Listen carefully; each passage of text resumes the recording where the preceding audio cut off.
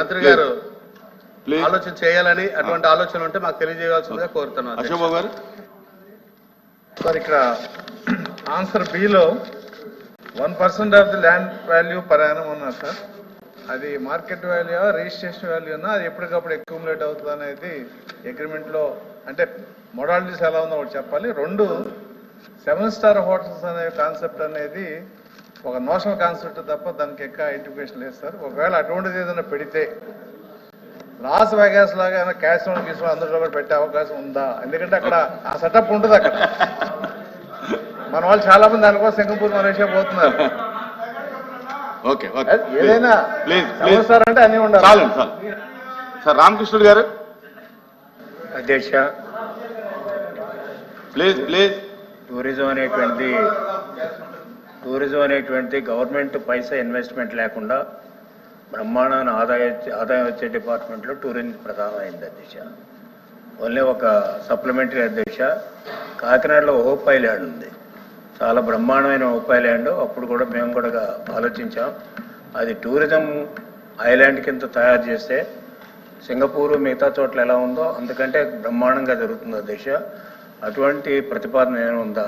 ఓపై ల్యాండ్ని టూరిజం కింద కన్వర్ట్ చేసి టూరిజం సెంటర్ కింద చేయడానికి ఏమైనా ప్రపోజల్ ఉందా అనేటువంటి మంత్రి గారు చెప్పాలి అధ్యక్ష. రెండవది, రీసెంట్గా మా నియోజకవర్గంలో కూడా దానవపేట ఒకటి లెటర్ రాశాను మంత్రి గారికి.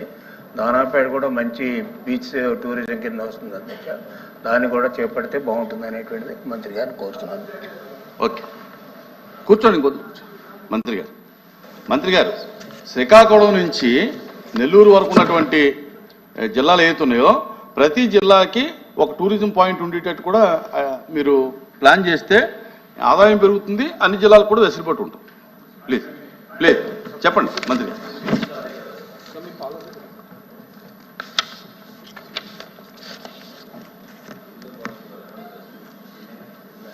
అధ్యక్ష, చాలా మంది సభ్యులు గౌరవ సభ్యులందరూ కూడా వివిధ అంశాలని ప్రస్తుతించారు.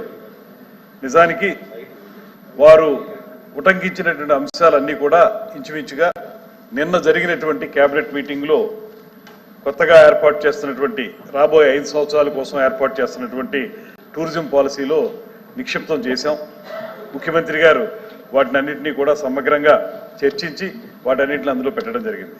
ముఖ్యంగా రామ్ గోపాల్ రెడ్డి గారు అడిగినటువంటి వాటిల్లో ఇది ప్రభుత్వ నిర్వహణ సరిగ్గా లేదు అనేటువంటి విషయం మీద హరిత రిసార్ట్స్ కానీ ఇతరత్రా ఉన్నటువంటివి కొంచెం ఇబ్బందికరంగా ఉన్నాయనేటువంటి మాట చెప్పారు. అందుకే ఇవాళ కొత్తగా ఈ ప్రభుత్వం పూర్తి స్థాయిలో ఆలోచన చేసి అమలు చేయాలనుకుంటున్నటువంటి అంశం ఏంటంటే పీపీపీ మోడ్